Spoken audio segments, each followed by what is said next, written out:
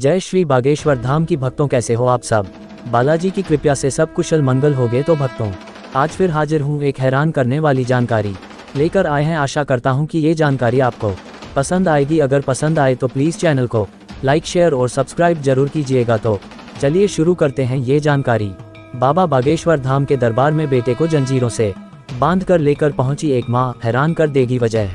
बाबा बागेश्वर धाम के दिव्य दरबार में कई लोगों के चेहरे पर मुस्कुराहट थी, तो कुछ लोग बालाजी महाराज के भजनों पर झूमते नजर आए, तो किन्हीं परेशान लोगों की आंखें छलकती नजर आईं। हर किसी को बाबा बागेश्वर से उम्मीद थी। देहरादून। बागेश्वर धाम के पीठाधीश्वर और कथावाचक पंडित धीरेन्द्र कृष्ण शास्त्री का देहरादून में पहली बार दिव्य दरबार का आयोजन किया गया। इस दौरान उनके प्रशंसकों और समर्थकों का हुजूम उमड़ पड़ा। देहरादून ही नहीं बल्कि उत्तराखंड के पहाड़ी राज्यों से भी लोग बाबा बागेश्वर धाम के दरबार में अर्जी लगाने पहुंचे।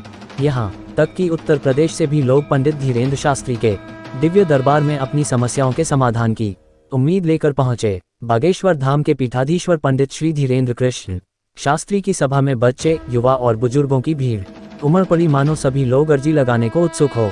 वहीं कई लोग उनकी एक झलक पाने के लिए एक दिन पहले और रात से ही उनके इंतजार में ठिठुरती सर्दी और दोपहर की तेज धूप में बैठे रहे। बाबा बागेश्वर धाम के दिव्या दरबार में कई लोगों के चेहरे पर मुस्कुराहट थी।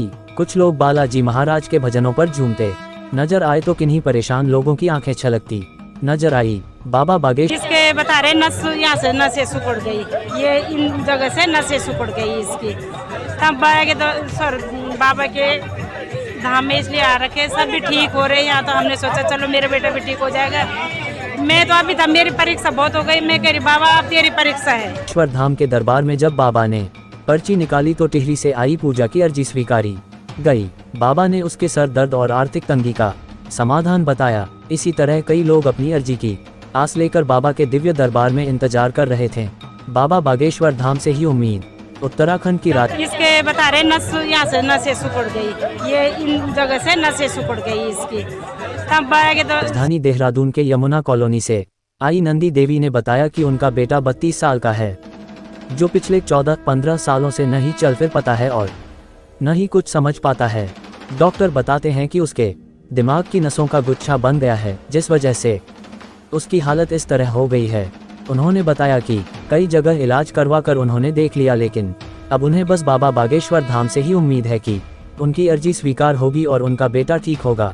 मुरादाबाद से बेटे को जंजीरों में बांधकर बाबा के दरबार में पहुंची मिथिलेश। वहीं दूसरी ओर बाबा बागेश्वर धाम के दरबार में एक और मां अपने बीमार बेटे को लेकर मुरादाबाद से देहरादून पहुंची। उत्तर प्रदेश के मुरादाबाद से आई मिथिलेश बताती हैं कि उनके बेटे की उम्र 20 से 22 साल है। MRI डॉक्टरों का बहुत इलाज कर लिया, कुछ ना आता। बहुत इलाज कर लिया, मुट्ठा भर भर का पैसा है। मेरा घर भी बताई नौबत आ गई। वह दिमागी तौर पर ठीक नहीं है। वह दूसरों को नुकसान करने के साथ साथ खुद को भी नुकसान कर बैठता है। उसने खुद को आग लगाने की कोशिश की, इसीलिए उन्होंने उसके हाथों को जंजीरों से बांध दिया। मिथिलेश बताती हैं कि वह एक दिन पहले से ही बाबा बागेश्वर धाम के दिव्य दरबार में पहुंची है और अपनी अर्जी लगने का इंतजार कर रही हैं ताकि उनका बेटा ठीक हो सके। वीडियो को अंत तक देखने के लिए आपका धन्यवाद। जय श्री बागेश्वर धाम की। ऐसी ही और अच्छी वीडियो देखने के लिए हमारे राज सेठ कहानियां चैनल को लाइक, शेयर और सब्सक्राइब करें। धन्यवाद।